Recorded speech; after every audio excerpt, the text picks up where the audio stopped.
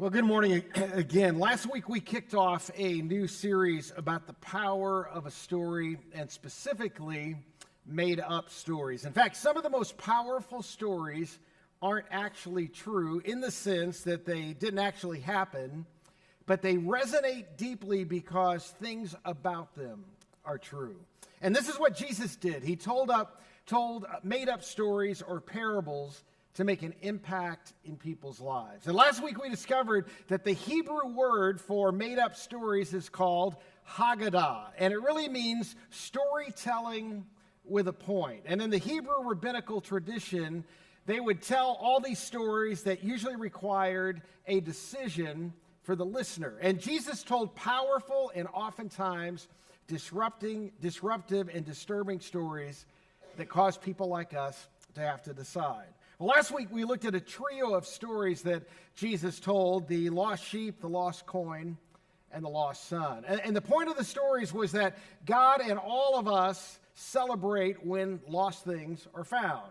And the decision was twofold. Will we join the search party, and will we join the homecoming party? In other words, when people are lost, regardless of who they are, when they're found, it is a powerful and life-changing experience. So this morning, we're in part 2 of this series, and there's another element that is powerful when it comes to Haggadah or made-up stories. It's called characterization, right? The best stories have unmistakable and important characters, which have key significance in the parables or the made-up stories that Jesus would tell. Characterization was so critical so that Jesus could connect with his audience. He told stories about normal people: shepherds and farmers, fathers and sons, priests and Levites, masters and servants. These people and roles were all things well understood in their culture that were often talked about in Jesus' stories. In fact, in all of Jesus' parables, there are at least 2 main characters that are in every story. There's always a character that represented God, because he told the story that so you and I could understand who God was and God's relationship to us. And secondly, there was also someone in the story that represented you and me. And one character in the story that we're about to look at is a king. And the king was a direct characterization of God. So here's the important thing today as we look at this other story that Jesus told. We don't have to wonder who the king is today. It's not us, okay? However, the goal for us today is to do this right here. It is to figure out who you are and where do you show up in the story. All right, so we're going to look at Matthew 18, about a made-up story between a king and 2 servants. And again, let me remind you of your job. It's to figure out who you are in the story. But I have to give you one warning, okay? We're going to have to do some math today. Now, just to be totally honest, math was never my strong subject. But even those of you who are good at math, you're going to have to follow along closely. And for those of us who are challenged by math, and you know who you are, we're counting on those of you who are good at math to kind of help us, all right? Also remember that many of Jesus' parables began with Jesus responding to a question. And in Matthew 18:21, this is how this story begins, because Jesus is asked a question. Verse 21, look up here, it says this: Then Peter came to Jesus and he asked him, Lord, how often should I forgive someone who sins against me? 7 times, right? Now that seems like a random number, but in Hebrew, 7 was the number of completion. Verse 22, no, not 7 times, Jesus replied, but 70 times 7. Now here's something interesting, right? The first time this shows up in the Bible is in Genesis 4. In fact, it's at the end of chapter 4 and takes place in the story of Cain and Abel. And it just means an infinite amount, right? There's no math to complete. It's an incredible amount, and Jesus is using it metaphorically, right? So Jesus continues in Matthew 18:23, look up here. Therefore, the kingdom of heaven can be compared to a king who decided to bring his accounts up to date with servants who had borrowed money from him. Right? So in response to Peter's question, Jesus says, hey, let me give you an illustration of how this works. There's a king, and lots of people owe him money. Now remember, in this made-up story, this represents the kingdom of heaven, the economy, if you will, of heaven. This is how it works. And one of the servants who borrowed money from the king was being called in because of his account. Verse 24, in the process, one of the debtors was brought in who owed him 10,000 talents. Now, depending on the translation of the Bible that you read from, it could also say 10,000 bags of gold. But the actual literal translation is 10,000 talents. Now, we don't know what a talent is, so we're going to come back to that in a minute. But what we do know is that 10,000 talents is what the first servant owed. Notice, verse 25, and he couldn't pay it back, so his master ordered that he be sold along with his wife, along with his children, and everything he owned to pay the debt. And it wasn't even going to cover it.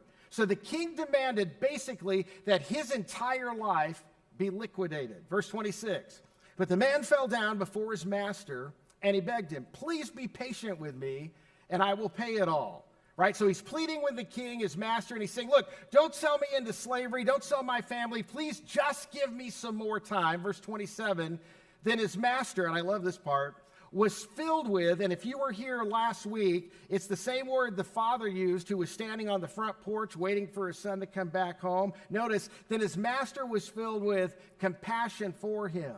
Right? This is what the king is like. This is what God is like. He was filled with compassion for him, and he released him, and he forgave his debt. He forgave the entire debt. He basically said, because you've fallen down before me, because you've begged for mercy, because you're coming to me in that posture, I'm going to release you from what you owe me. Verse 28. But when the man left the king, right, because Jesus wasn't done telling the story, when the man left the king, he went to a fellow servant. Now, this is just another person, another servant like him, sort of a peer. He wasn't superior to this guy. This guy just owed him some money. A fellow servant who owed him and now we have another Hebrew word, owed him 100 denarii. Now, we're going to get back to the amounts in a second. But instead of remembering that he just walked out of being forgiven from a huge debt, Jesus says instead, verse 28, he grabbed him by the throat and demanded instant payment. Right? He's not going to give him more time. Verse 29, his fellow servant fell down before him, and he begged for a little more time. Now, we've seen that before. Be patient with me, and I will pay it, he pleaded. But his creditor, the servant who had been forgiven his debt, wouldn't wait. He had the man arrested and put into prison until the debt could be paid in full. He had him put into prison, by the way, where he couldn't work to pay off his debt. All right, now here's the quick math. And I want us to go back for a second because this is so important. So here's what we know so far. Look on the screen. Servant number one owed 10,000 talents. Servant number two owed 100 denarii. So what does that mean? And here's why this is important. 1 talent, notice, equals 6,000 denarii. So servant one owed 10,000 talents because 1 talent equals 6,000 denarii. Do you see the difference in what's owed, right? 1 denarii equals a full day's wage. And remember, 1 talent is equal to 6,000 denarii. And remember, 1 denarii, got all this, is a full day's wage. So just think about all this. All you math people are like, got it, right? This means servant number one owed 60 million days' wages. And servant number two owed 100 days' wages. That's 60 million versus 100. All right. I can't work for those big numbers. I don't know about you. I don't want to take off my shoes, so let me help us here. So let's translate that in today's terms for a minute. By federal law, minimum wage across the U.S. is $7.25 an hour, okay? If you multiply that by an 8-hour day, let's just call that a full day's minimum wage, that would be $58 per day. Then if you calculate 60 million days' wages, that would be 3.48 billion is what servant one owed versus servant number two owing $5,800. Okay, all you math wizards, are you with me? Huh? Now, this is a significant difference. And let's be honest, if somebody owes you $5,800, that's a big deal. But if the amount you owe is 3.48 billion, you can't ever pay that off. And if you can, how about you and I meet for coffee later this week? Because there's some projects around Springbrook I'd like you to be a part of. All right, so this is an example of where Jesus uses hyperbole in telling stories. Everybody listening is thinking, man, that's insane. Who could owe that much money? Which leads to some other questions you're probably thinking, like who racks up that kind of debt and who keeps loaning that guy money? But even more unimaginable and mind-blowing is the servant's response to the king. Now remember, this guy owes 3.48 billion. And so the servant said this in Matthew 18:26, right? Look, please be patient with me and I will pay it all. Now remember, both servants said this, but this servant wasn't saying reduce my debt. He wasn't saying forgive my debt. He said be patient with me. Give me some more time. But notice what the king does not say. He doesn't say, okay, I'll give you more time if you'll lay out a payment schedule and you'll show me your income and show me how you're going to pay it off over a period of time. If you do all of that, I'll have some more patience with you. I won't have you and your family sold. I won't take everything you own. Instead, did you catch it? The king actually denies the request for an extension and instead cancels the debt. The king did that because he can, right? He cancels a debt which makes no sense to us, and it begs the question, why would he do that? And it's not because the servant promised to pay it back. It's not because the king thought he would have enough time to do so. He's never going to be able to pay back $3.48 billion. In fact, nobody listening to this story then or sitting in this room or watching on live stream thinks it can be paid back. But here's what the king knows. This guy's one and only hope, his whole family's hope, for not being sold into slavery was mercy and grace. It was forgiving the debt. And because the king is merciful, that's exactly what servant number one gets. And he walks free because that's what Jesus said the kingdom of heaven is like. Now, I know that doesn't make any business sense, especially if you're the creditor, right? You can't cancel a debt like that. There's no tax benefit enough to make that make sense. And as unimaginable as that is, what's equally unimaginable, but for a totally different reason, is the fact that this guy walks free. And when he walks free, he runs into somebody indebted to him. I mean, how amazing is that? What a coinkydink, right? Now the roles are reversed. He walks into somebody who owes him in the same way he just walked out of meeting with somebody that he owed and then set him free. And the fellow servant that owes him begs not for mercy or for him to forgive the debt, but simply for more time. It was the same thing servant one was asking. Will you just be patient with me? Will you just give me an extension? And he refuses, and he throws him in a prison where he can't work to pay off the debt. Now, this is so important. See, what was owed is not insignificant. It's irreconcilable what servant number one owed or what he owed. What servant number one had to pay off was irreconcilable. See, this is, notice up here, this is not insignificant versus significant. Rather, this is insignificant versus irreconcilable. Plumbers will never tell you this trick. I want to take us back just for a second to Peter's original question, because this is the point of why Jesus is telling this made-up story. When Peter asked Jesus, what Peter asked Jesus is what prompted the story about these two servants and their debts. So in Matthew 18:21, remember, Peter says, Lord, how often should I forgive someone who sins against me? 7 times? Which seems like he's pulling a random number. But remember, Peter probably thought this is going to be Jesus' answer because in his culture, 7 means completion. But Jewish rabbis at the time thought it was unnecessary to forgive more than 3 times, especially for the same offense. So if somebody offended you 3 times in the same way, you only had to forgive them 3 times, and then it was on them. You could punish them by holding the debt over them and make them pay for it. The Old Testament book of Amos speaks to this idea that people who repeat the same offense 3 times against God, God punishes them. And so the rabbis would teach that this is what God is like. But remember, the rabbis aren't telling the story. Jesus is. And he wants all of the people listening to understand what God is really like. It seems like Peter's willing to go above and beyond 3 times because he thinks this is what Jesus is going to say. Peter's willing to forgive 7 times since that represents the number of completion. But here's what Peter really wants to know, and if you and I are honest, it's what we want to know too. See, the real question that Peter is asking is this one: when can I be unforgiving? Right? Peter's thinking, like, how far is too far?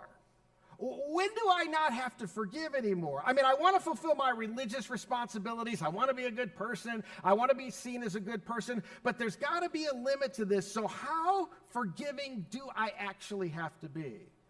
And this is what makes Jesus such a brilliant teacher. Peter wants to know how much grace and how much forgiveness he's required to offer. He wants to know what's reasonable. Jesus, just show me where the line is, and I'm willing to walk right up to the line. And when we read this, we can assume that Peter's been offended by someone in a significant way, right? Somebody's hurt him, somebody owes him. And Jesus responds by pointing out how much grace he's received. What he's been forgiven for is an irreconcilable debt. And here's Jesus' point, right?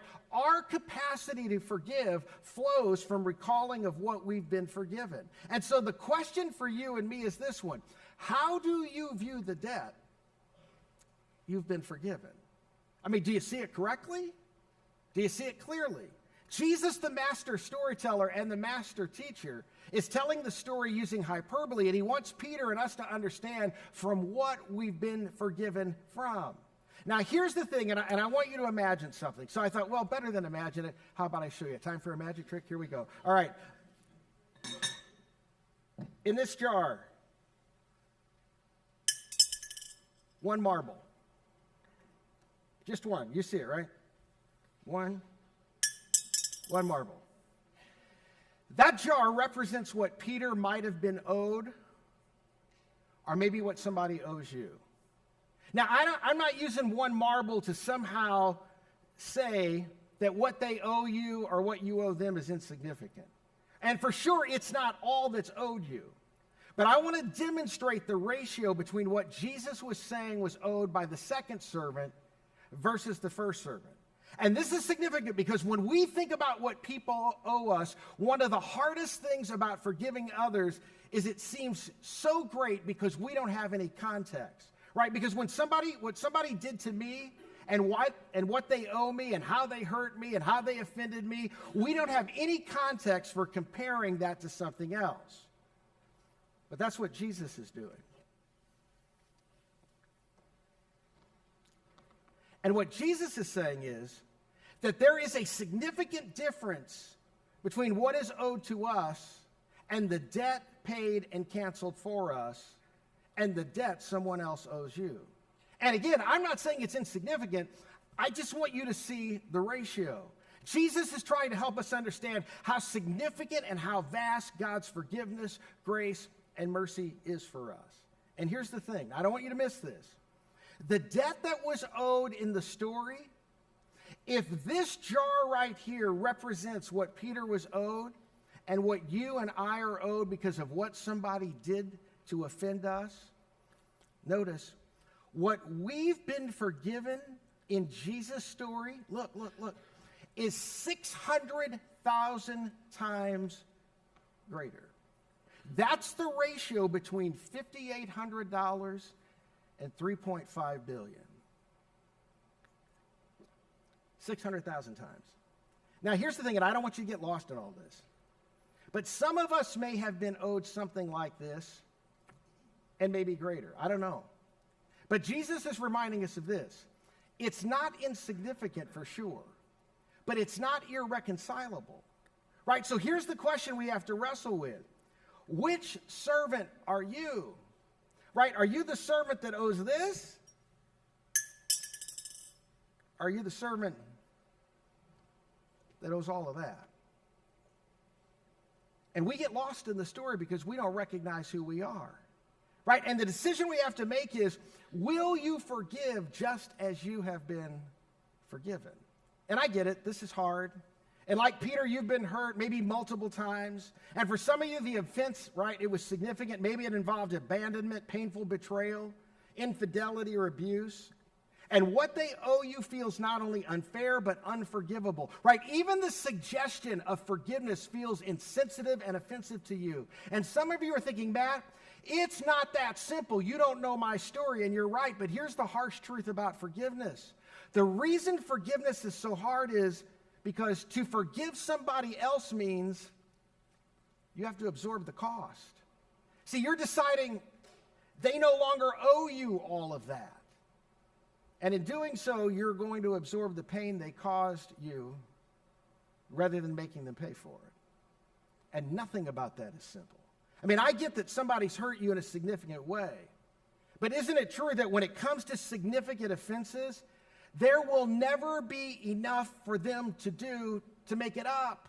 They'll never be able to pay you back. They'll never be able to restore what was lost. And isn't it true the only path forward in the relationship is canceling the debt? Now this is important. Now listen to me here, because some of you, I know you're mad right now. You can't do this until you have first considered or countered the cost of all that you have to absorb, right? And you know this because when somebody hurts you, or even when somebody owes you something, you can't reconcile or make the relationship right until you've talked about what actually happened and why it mattered and how it hurt. And both parties understand this. And together you finally figure out somebody really did hurt somebody or wrong somebody or somebody needs to apologize. And some of us, listen, this is why there's conflict in your family. Some of us are tempted to dismiss it because we just want it to be over. I don't like fighting in my family. But true forgiveness doesn't work that way. Authentic forgiveness requires a conversation where we count the cost and recognize the full weight of what the person is having to absorb. It's not simple. It's not easy. But we can't close our eyes to any part of the cost. And if we do, listen, if you close your eyes and say, fine, I forgive you, you're now incapable of actually canceling the entire debt.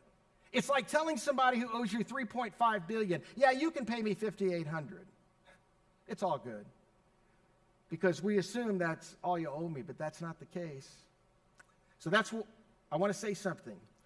You need to know, look up here, the full weight of the cost before you can forgive. And forgiveness oftentimes happens in layers. Sometimes, depending on the offense and the pain, we have to forgive people with enough time and space to absorb the full weight. Progress in forgiveness includes adding up the cost. Now listen, I don't mean dwelling on the pain and the hurt so that you can inflame your anger towards the person all over again. Rather, it's thinking about how did it affect you physically, emotionally, and relationally. It's knowing the cost of the pain you're having to absorb and then asking God to help you have the capacity to absorb it. That's what this story that Jesus told is all about. But we can't get stalled out there because you know this. There are significant personal consequences when we refuse to offer that forgiveness, right? Notice, when we withhold forgiveness, it leads to bitterness. And some of you know this because there's a part of you, right? Whenever you think of them and whatever you think of what happened, and whenever you think of what they did or didn't do, right? The bitterness just starts to take root. And in reality, we end up imprisoning or enslaving ourselves after being set free from our irreconcilable debt to forgive just like we've been forgiven. So I'm just saying, as your pastor and your friend, just know that forgiveness is not just for the person who offended you or betrayed you. The Apostle Paul said this in Galatians 5. Look up here. It was for freedom that Christ has set us free. It's what the King did when he sent his son, Jesus, to die on a cross to pay for your sin and mine. We receive grace and mercy and forgiveness for the sake of our freedom. So what does he say? So stand firm then. Do not let yourselves be burdened again by what? By a yoke of slavery. Think about this. If you were the king, wouldn't you be furious if somebody imprisoned themselves after you absorbed the massive debt that you set them free from? That's why the New Testament instructs us this way in Colossians 3:13. Look what Paul writes. Make allowance for each other's faults. And you're like, no, Matt, you don't understand my story. You don't know my son. You don't know my daughter. You don't know my spouse, right? You don't know. And it wasn't just a fault. It was evil. This was brutal. This was mean. This was intentional. This was so hurtful. They have faults, yes, but they failed. Read the verse. Make allowance for each other's faults and forgive anyone, not just the people that are easy to forgive, and not even the people you want to forgive. Forgive anyone who offends you. Remember, the Lord forgave you, so you must forgive others. See, Jesus says, based on the story, God forgave you and me an irreconcilable debt, which means you must forgive. And I know what you're thinking, Matt. No, it's more than that. Listen, even if it's more than all the marbles in these jars, it's not about comparison. Because what you and I have been forgiven dwarfs it. And the truth is, even in the story Jesus told, the difference between the irreconcilable debt was significant, but it was still forgivable. Now, I get at this point that some of you are like, I'm writing you a carefully worded email when this is over. My email is john@springbrookchurch.org, okay? I recognize that some of you are arguing with me in your mind, okay? So I want to help here. There is a difference between reconciliation through forgiveness and enablement. Canceling a debt doesn't mean you just keep letting people borrow money. Like if somebody's been untrustworthy and you forgive them, it doesn't mean you keep trusting them. There needs to be boundaries for you. I get that the relationship may need to change, but we're not talking about the relationship right now. We're talking about your spiritual, my spiritual, your relational, my relational, and emotional health, because all of that hinges, listen, on forgiveness. Both your ability to embrace forgiveness and your ability to extend it. See, embracing forgiveness sets us free. Extending forgiveness keeps us free. Holding back forgiveness is like drinking poison yourself and hoping the other person dies, which is exactly what we do when we withhold forgiveness. There's a bitterness that takes root in us. And the irony is, we don't realize it's not even hurting the other person. It's only hurting us. Jesus knew that bitterness, watch, Christ follower, bitterness and gratitude cannot coexist. See, the point is not whether they can repay you or not. The point is you were set free by Christ. And refusing to forgive keeps you from living free. And if you can begin to understand what you've been forgiven of, all of a sudden it starts to break up and get rid of some of the bitterness. It's where we say, yeah, they offended me, they hurt me, but Jesus forgave me of all the stuff I've done in my past and for all the things I'm doing right now in my life that aren't honoring him, and for all the things I'm planning on doing as soon as this service is over. He's offered me grace and forgiveness to pay for it all. What they did matters. I get it. It hurt you. Over the last 41 years, I've sat with a lot of people who are hurting. They owe you. I get it. Forgiving the debt feels costly. I know. But remember, our forgiveness cost Jesus his life. That's what Jesus did to pay for what we owe. And Jesus did it willingly. So let me ask you, is it possible? Look, you're holding back forgiveness because you've lost sight of what you've been forgiven. See, last week we all want to see ourselves as the older brother, but there are no older brothers. There's only younger brothers posing as older brothers. And in this story today, we want to see ourselves as the second servant who's being wronged by somebody else. But if you didn't figure it out in the story, Jesus' point is, we're servant number one. But God wants us to be free of the prison of bitterness, not just 7 times, but 70 times 7. And we need to do this because we want to be free of the prison of bitterness. And a key step in that process is rediscovering gratitude.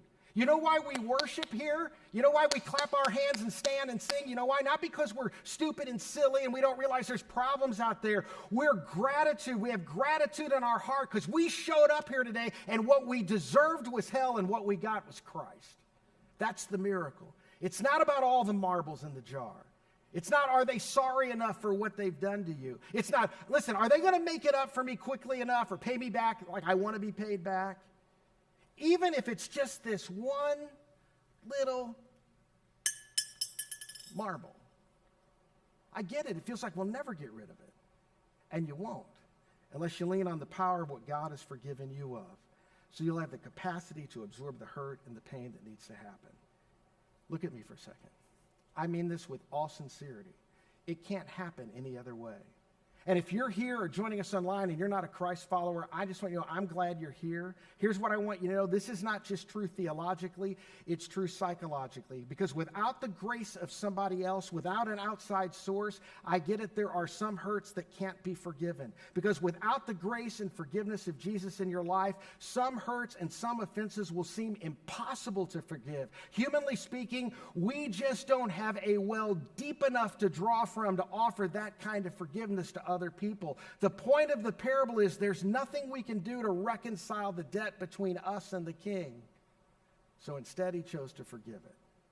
And of course, the questions that this story that Jesus told make us want to ask, who'd continue to lend this guy money, or who would continue to let him rack up such a large debt? I mean, it seems obvious, right? But that's what we do. Come on, that's who we are. And I'll tell you who does that. Someone with unlimited resources to forgive and offer grace. And that king with the unlimited resources says, I will supply you with everything you need to offer the forgiveness to somebody else. That's the nature of God's grace. It's by his grace we're all forgiven, and it's also his grace by which we all forgive. Now, some of you Bible scholars may have noticed I stopped short of the most disturbing part of this parable. And I'm going to read it before we finish, because I don't want us to miss it. Remember last week we talked about how Jesus told parables to disrupt what people were thinking. By the way, Jesus was comfortable with making people uncomfortable. So he concludes this parable in the same vein. In fact, it's a fitting example. Look what he says in Matthew 18:31. This is the end of the parable. When some of the other servants saw this, what servant number one did to servant number two, they were very upset. They went to the king and they told him everything that had happened. Then the king called in the man that he had forgiven and said, you evil servant, I forgave you that tremendous debt because you pleaded with me, because you asked for mercy. I gave it to you. Verse 33, should you have mercy on your fellow servant just as I had mercy on you? Then the angry king sent the man to prison to be tortured until he had paid his entire debt. And then Jesus said this, verse 35, that's what my heavenly Father will do if you refuse to forgive your brothers and sisters from your heart. Now, I'm just telling you, if that bothers you, you should think about that.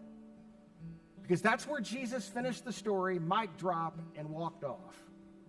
That should bother us because our Heavenly Father cares about our heart. He wants you and me to be free. And forgiveness's embrace is the only way to make that happen. Listen to this song.